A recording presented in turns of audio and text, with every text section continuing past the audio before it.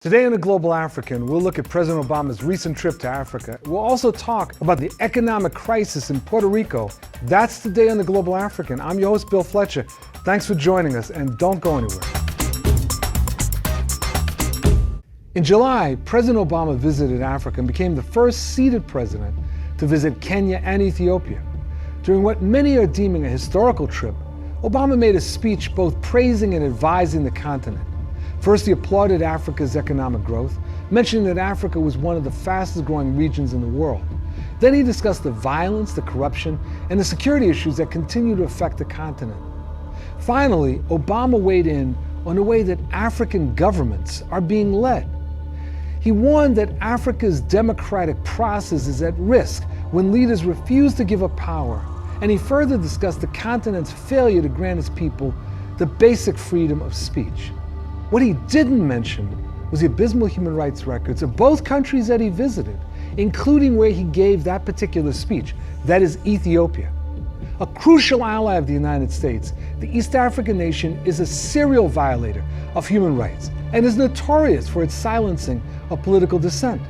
President Obama also did not mention the vital issues of land grabs all across the continent at the hands of multinational corporations and hedge fund managers. Also left out of the discussion was the United States' increasing military influence in the continent, particularly through drone warfare. How and what are we to make of this historic trip to Africa from the first African-American president of the United States? We look forward to exploring that right now. Joining us now is Nia Kuta, who is a Ghanaian-born policy analyst and activist, founder of Democracy and Conflict Research Institute based in Accra, Ghana. He is the former executive director of Africa Action and executive director of the African Immigrant Caucus. Welcome to the Global African again. Thank you so much. Great. It's a pleasure to be back. Oh, always glad to have you on board, man. So President Obama goes to Africa, right? And there are many people that felt that his speech in Ethiopia was something of a tongue lashing of African Africans. What was your take? Actually, I'm on the other side of the issue because, for all the time that I've been an activist in the U.S., looking at U.S. policy and engagement with Africa, I look at everything, but I happen to believe strongly that what Africa needs is genuine democracy, which is why we got rid of colonialism. Mm-hmm. We don't want dictatorship. We want the people, African citizens in every country, to express their will, to elect their leaders, to push the leaders in the direction they ought to go. We have had so many dictatorships in Africa, and the link with the U.S. is that the U.S. has a long record of backing dictators. So my work as an activist in Washington has been to push every American president, every opportunity I get to say, you should not support dictators. And that begins with expressing support for democracy. But Nii, it seems to me that there needs to be a little bit more humility on the part of the United States. Sure. I mean, he's there, waving his finger. We have the largest prison population on the planet. We have the murder of black Native Americans, Latinos on the streets by police. We have continued racial differentials in treatment and any number of things. We have voter suppression that's going on. Yes. We have NSA spying. I mean, I'm not saying that when your house is dirty, you can't say anything to anyone else, but it's one thing. I just find it very disconcerting that the United States walks around as if the house is sparkling, right? I think I take your point and I understand it. The way I pass it though is when you look at his speech, if you look at the video, the most striking thing was when he took on leaders who want to stay forever, and he said, look, I don't understand why they want to do that, especially when they have so much money. The room exploded with applause. My point being, ordinary Africans loved this speech, even in Kenya.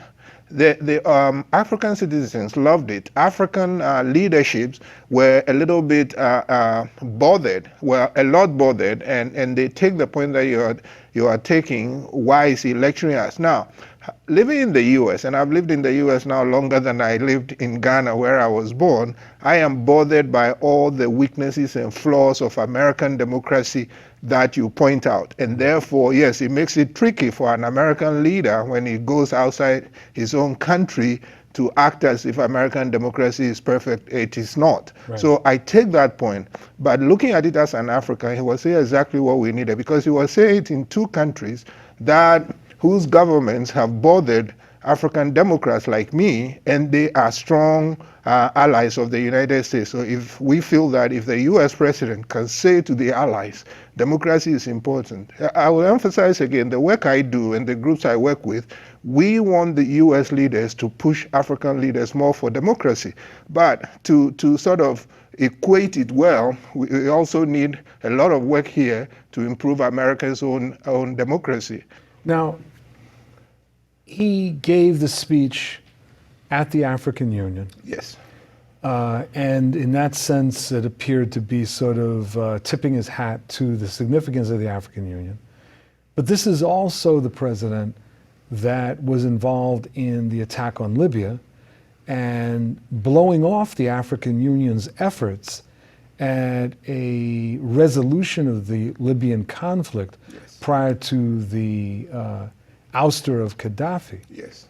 What do you make of that? Yeah, in fact, I think that's a great point. The U.S. role there has a big question mark about it. Now, the Libya situation at the time was pretty complicated. As I remember, the African Union was about to send a delegation to sort of go negotiate between the two parties. And yes, their wishes were brushed aside, and the U.S. and its European allies, through the UN, began bombing the Libyan forces. So I think you are right on that. And again, I personally, the way I try to equate it is, look, I'm fascinated by American politics, who has power in the United States and how they work with their allies. So the only thing I can say is, yes, that was a bad move, especially now I had done a piece of analysis of the Libyan situation that was published in Pambazuka, where I was bothered by the opposition to Mr. Gaddafi coming under the threat of violence and the UN intervention. But what bothered me the most was, after the war, the international community abandoned Libya, and Libya now is in a terrible situation. That's right. So there isn't enough time to go around here. But yes, the US role there could have been much, much, much better. But again, I hate to sound like an apologist for Mr. Obama, but I'm looking at how US policy gets made, domestic and foreign, that the president does not always get his way. So he gets pushed, he gets roped into doing things that I don't agree with. And for me, the one that I highlight again and again and again is the support of dictators on the continent. What did you make of the decision to go to Kenya and to Ethiopia? I mean, both are not exactly shining examples of democracy. Precisely. It's a great question, actually. In the beginning, I was glad he did not go. Now, my position was misunderstood because, of course, he went to Ghana. And I was glad that he was stiff-arming Kenya, because I have big problems with the problems that arose out of the previous elections and the violence and the ICC issue. And again, it fits with my position that the United States should put distance between itself and African dictators and insist on democracy. So I was glad he did not go. To me, he was sending a message, because I'm convinced that he's proud of his Kenyan roots. He would have loved to go, but the situation in Kenya, him not going, sent a message that I agreed with. Ethiopia also the same, because the Ethiopian government doesn't have the democratic record that we would like. So I was glad he didn't go. Does that mean that this time he's going, I was opposed? No, I actually understood, and therefore I wasn't as opposed, for the reason that my other concern about the African continent, I had opposed AFRICOM as US over-militarizing the African continent. But that was under George Bush. Since then, with the collapse of Libya, with Boko Haram, with the terrible US record in plunging Somalia into its current chaos. For all of those reasons, I'm concerned as an African about lack of security for Africans across the continent. And therefore, I also realize we have to juggle like three balls: eradicate poverty, push for democracy, but also protect the lives of Africans. You know, I was hoping that in his trip to Kenya, that he would use the opportunity of being in East Africa to advance some sort of process of helping disentangle the ongoing crises in the Great Lakes region, the ongoing conflicts in the eastern part of the DRC, Yes, the Burundi on the verge of another civil war, yes, Rwanda's both domestic repression, but forays or piracy, Yes. depending on your point of view, Right. into the DRC. Yes. And as senator, he had advanced legislation Yes. to promote a role for the United States in those conflicts. I haven't seen anything follow up under his administration, and it would have seemed to me that this would have been an opportune moment to have announced something. You are so right, Bill. And in the Great Lakes, I mean, given the horrendous record, 6 million killed after the Rwanda genocide. Since then, especially by Rwanda and Uganda going to the DRC, Burundi is pretty much a mirror image of Rwanda. And they had 300,000 killed in their civil war. So the problem is there. It's like the fuse to a bomb, and everybody is concerned. And so, yes, I agree with you. I wish he had done more, especially because the two key players in the Great Lakes, Uganda and Rwanda, are close U.S. allies. And everything that Mr. Obama mentioned in Ethiopia as him being against people, stay in power for too long, Mr. Museveni and Mr. Kagame have stayed in power. They are among those who have stayed the longest. So I agree with you completely and totally that I wish he had made that a central part. It seemed to me that and this was a pattern I saw, that even with the what we saw as finger wagging, he sort of gave a pass to the closest U.S. allies, and that includes the two countries that he went to, as well as Uganda and Rwanda. Nia Kutek, Executive Director of the African Immigrant Caucus, thanks once again for joining us. Thank you so much for the great work, and thanks for having me. Pleasure. And thank you for joining us for this segment of The Global African. I'm your host, Bill Fletcher, and we'll be back in a moment, so don't go anywhere. On August 1st, for the first time in its 117-year history as a Commonwealth of the United States, Puerto Rico defaulted on some of its debt obligations. This default comes at a time of great economic instability in the Commonwealth.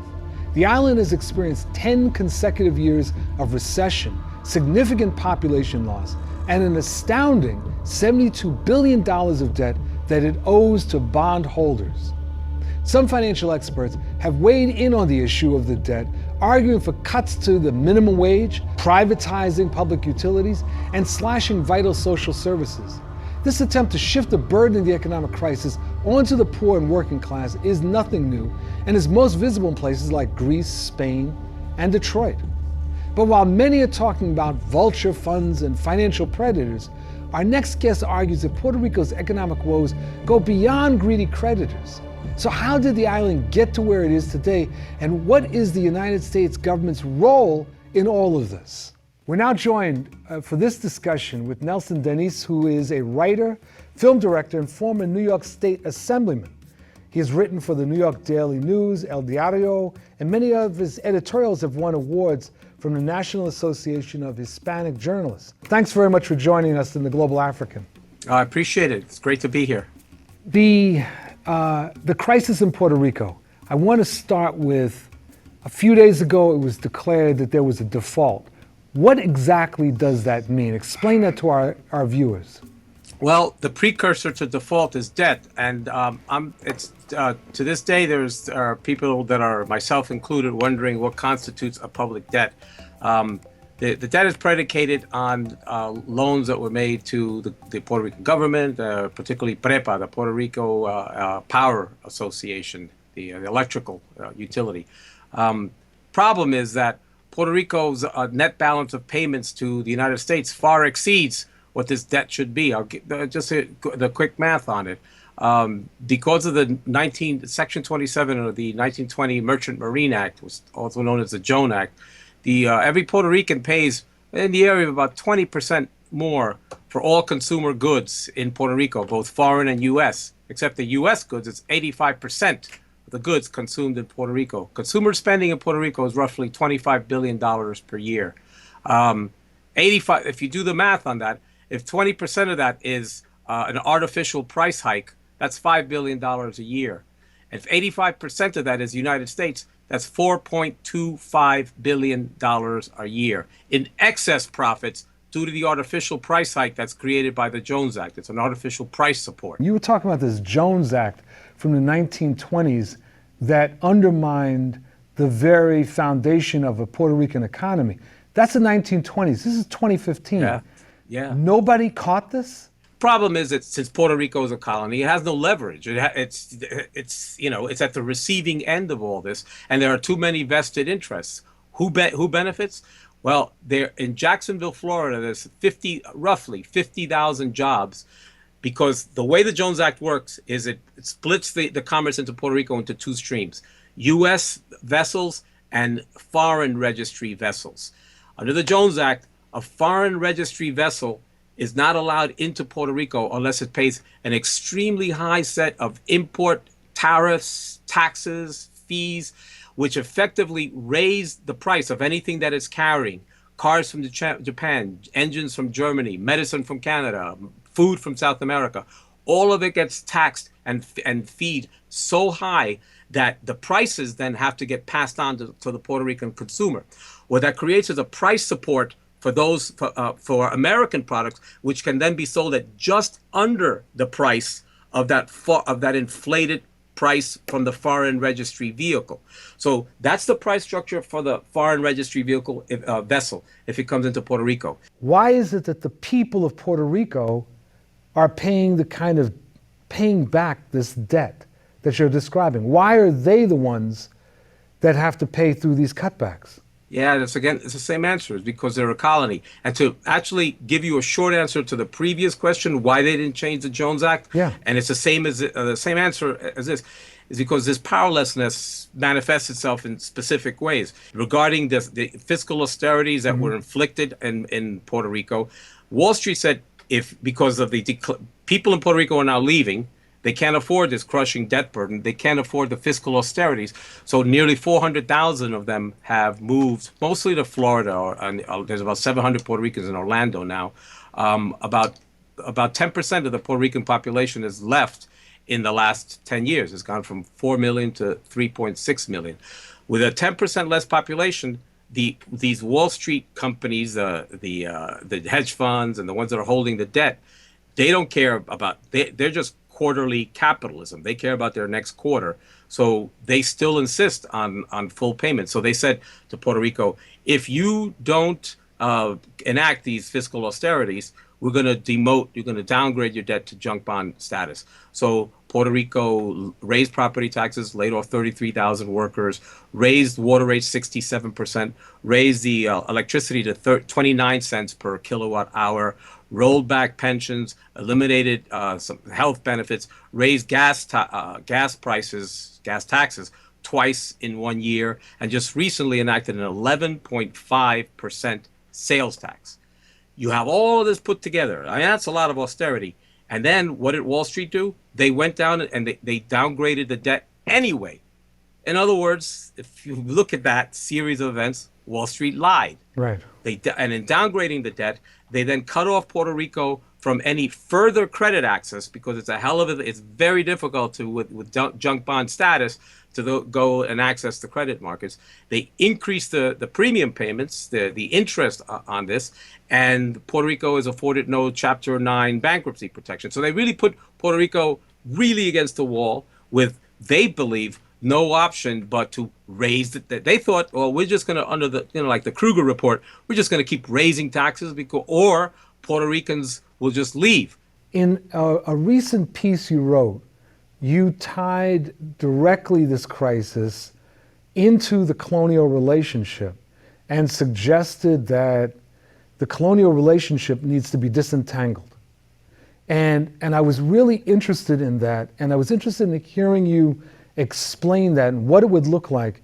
In part for this reason, I had a discussion a few weeks ago with a Puerto Rican activist friend of mine, and I was raising the issue of the colonial relationship, and he was a bit uneasy about that being introduced in the discussion. It was much more focused on the need to take up the anti-austerity campaign. And I thought that I felt when I read your piece that you were dealing with both anti-austerity as well as the issue of the colonial relationship. So I think it would be useful for our listeners and viewers to get a sense as to, like, what does that mean? Why? I mean, how would this play out? Well, that's a good question, and it leads the discussion in the direction that it needs to, because you can't consider an anti-austerity campaign and relieving or resolving this debt in vacuo, because if you just deal, which is what the hedge funders would want and Wall Street, they just want their revenue stream to be guaranteed and collateralized by buying pieces of revenue generating property in Puerto Rico, like bridges, highways, airport concessions, so as long as their money is guaranteed. But that doesn't resolve the problem. If more people keep moving out of Puerto Rico, there'll be a lower tax base. The problems will simply recur. They're not going to go away because they are rooted in the colonial situation. Mm-hmm. The Commonwealth status is simply not working. Puerto Rico is specifically prohibited in virtually every area from developing its own industries. It doesn't have control over its borders, import. It can engage in no foreign relations, no external trade relations, can't control import and export. It's a small island. Its entire economy that has to derive from trade relations with other countries, from import and export, and from developing some of its own manufacturing base.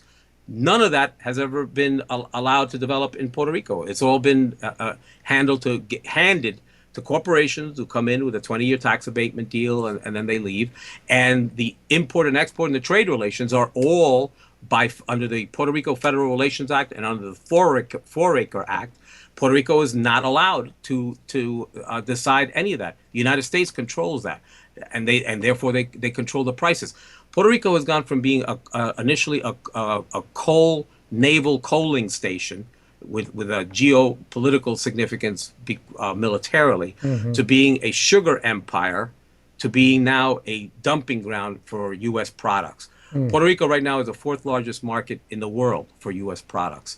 There are more Walgreens per square mile than anywhere in the U.S. and more Walmarts per square mile than anywhere on the planet in Puerto Rico. So what United States wants, what the financial elites want, they want to keep things exactly the way they are. The bonds are triple tax exempt, so it's all great. But the underlying relationship cannot, even economically, cannot sustain this. That's where we're going to have to wrap this, even though I'd love to get into some more issues about what that would all look like. But we'll have to have you come back. And I want to thank you very much, Nelson, for joining us. Thank you. I appreciate it. All right. And thank you very much for joining us for this episode of The Global African. I'm your host, Bill Fletcher, and we'll see you next time. Take care.